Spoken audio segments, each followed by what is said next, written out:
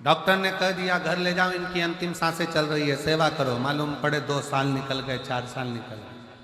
और किसी ने देखकर कहा था कि इनकी उम्र बहुत लंबी है। मालूम पड़ा कोरोना आया और प्राण छूट गए। किसको मालूम? जन्म, मरण, परण, ये 3 शिव के हाथ। आपके और हमारे हाथ में नहीं है। चाहे किसी को कुछ भी बता दो, कैसे भी। अच्छा कर्म करते चलो, श्रेष्ठ कर्म।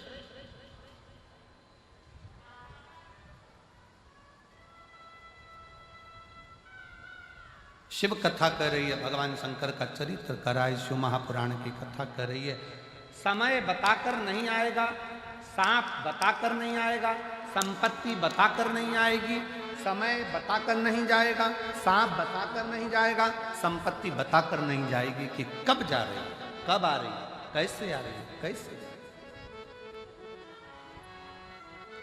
इसलिए समय का सदुपयोग करो, संपत्ति का सदुपयोग करो। आया उसका उपयोग। एक कितना सुंदर संवाद शिव महापुराण की कथा में आता है। एक बार श्री देवऋषि नारद भगवान विष्णु के पास पहुंच गए।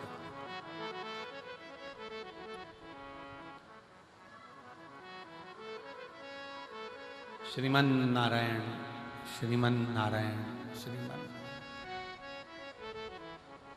और देवऋषि नारद भगवान विष्णु के पास में गए तो भगवान विष्णु से कहा, प्रभु, मनुष्य के पास कब समय अच्छा आता है, कब बेकार आता है, उसको मालूम नहीं पड़ पाता। कब उसे संपदा मिलेगी, कब नहीं मिलेगी, उसको ज्ञात नहीं हो पाता।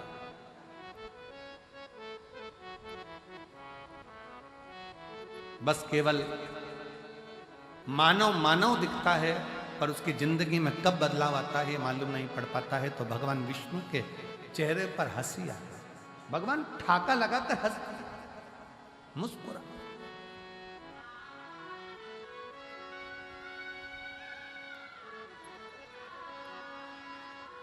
खूब हंसे। और नारद जी का हाथ पकड़कर भगवान नारायण उनको शंकर जी के पास में ले गए। बाबा भोलेनाथ बैठे थे। शंकर भगवान को नारद जी का कोई संवाद नहीं मालूम है, शंकर भगवान को भगवान विष्णु का कोई संवाद नहीं मालूम है, शंकर भगवान को इन दोनों की कोई बात नहीं मालूम है। पर पहुंचे और पहुंचते से भगवान शंकर हंसना प्रारंभ हो गया। शिव जी मुस्कुराना प्रारंभ हो गया। नारद जी से सहन नहीं हुआ। नारद जी ने पूछ लिया, प्रभु, हमने ना तो हमारी बात आपने सुनी, ना भगवान विष्णु की बात आपने सुनी, और आप हंस रहे, आप मुस्कुरा रहे, इसका कारण क्या?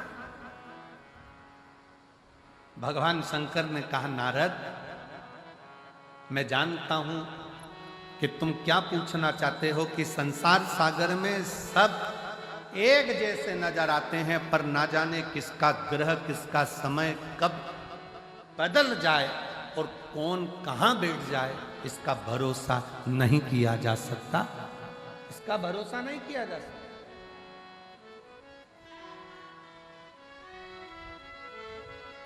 पर नारद, व्यक्ति, मनुष्य अपने कर्म को करता करता करता करता करता करता एक जैसा दिखता दिखता अंदर से पूर्ण तरह से खाली होता चले जाता। हाथी आया है आपके भटिंडा में? कभी हाथी का दर्शन किया है आप लोगों ने? अरे बोलो तो जम के। इधर आता है हाथी? नहीं आता? आता है? अच्छा। नहीं तो टीवी में तो आजकल रोज आता है छोटे छोटे बच्चों के लिए, एक मोटा हाथी। टीवी में तो बच्चों को खाना भी माता है वो हाथी दिखा के खिलाती है आजकल। जब तक मोटा हाथी चालू ना करो, जब तक वो खाना नहीं खाए।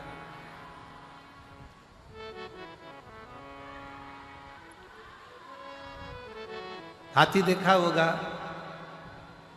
हाथी को बेल का फल यहाँ क्या बोलते हैं उसको, बेला।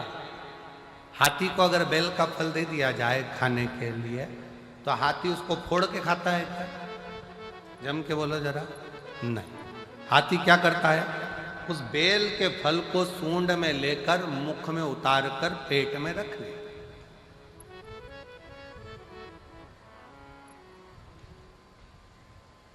फिर जब हाथी गोबर करता है तो वो बेल का फल वैसा की वैसा ही बाहर निकल, जैसा खाया था वैसा की वैसे ही बाहर निकल जाता है। पर उस बेल के फल को आप तोड़ कर देखना, उस गोबर में से उठाकर, वो बेल के फल में अंदर गूदा नहीं रहता है, केवल खोल खोल रहती है और गूदा उसमें से चला है।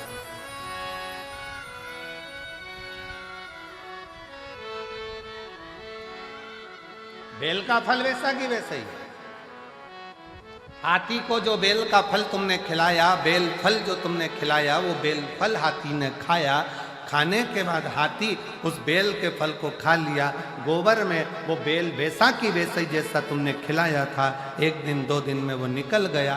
पर उस बेल के फल में अंदर जो गुर्दा रहता है, बेल के फल के अंदर जो गुर्दा भरा होता है, वो गुर्दा पूरा की पूरा खाली था, केवल खोल खोल थी और अंदर कोई गुर्दा नहीं, कोई गुर्दा नहीं। भगवान शंकर कह रहे हैं, नारद, जैसे केवल खोल रह जाती है और हाथी का पाचन क्रिया से वो गुर्दा बाहर निकलकर हाथी उसको पचा लेता है, उसी तरह संसार सागर में जब मनुष्य आखिरी में इस संसार को छोड़कर जाता है तो केवल एक खोल रह जाती है, बाकी का तो जो परमात्मा का था वो परमात्मा में विलीन होता है। परमात्मा का परमात्मा में मिल गया, भगवान का भगवान में मिल गया, परमात्मा का परमात्मा में समाहित हो गया।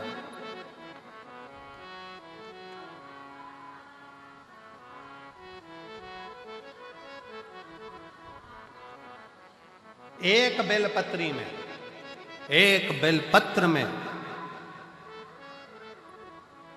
एक बेलपत्र में वो तत्व होता है।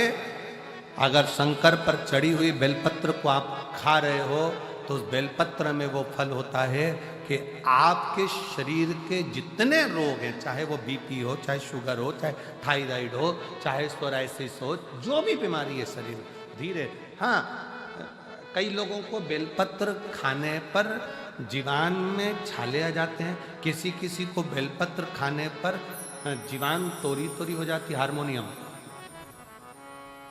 बेलपत्र खाने पर कई बार जीवान तोरी तोरी हो जाती है, बेलपत्र खाने पर कई बार मुख में छाले आ जाते हैं, बेलपत्र खाने पर कई बार भोजन में स्वाद नहीं आता है, भोजन में स्वाद नहीं आ पाता है। तो निवेदन है, आप ऐसे नहीं खा सकते तो उसको पीसकर गोली बनाकर पानी से निगल जाए। पर बेलपत्र हमारे जीवन में, हमारे स्वास्थ्य के लिए लाभदायक होता है। एक पत्र है बड़ा सुंदर, देखो।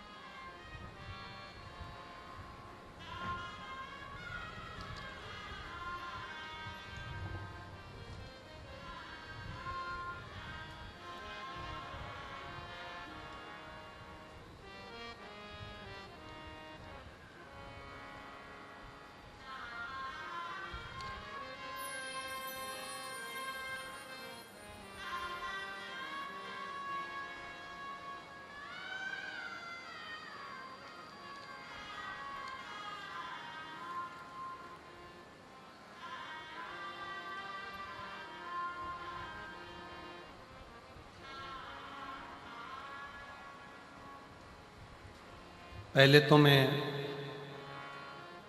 गुरुजी अमरजीत जी मेहता अंकल जी को बहुत बहुत धन्यवाद देता हूँ जिन्होंने ये कथा कराई।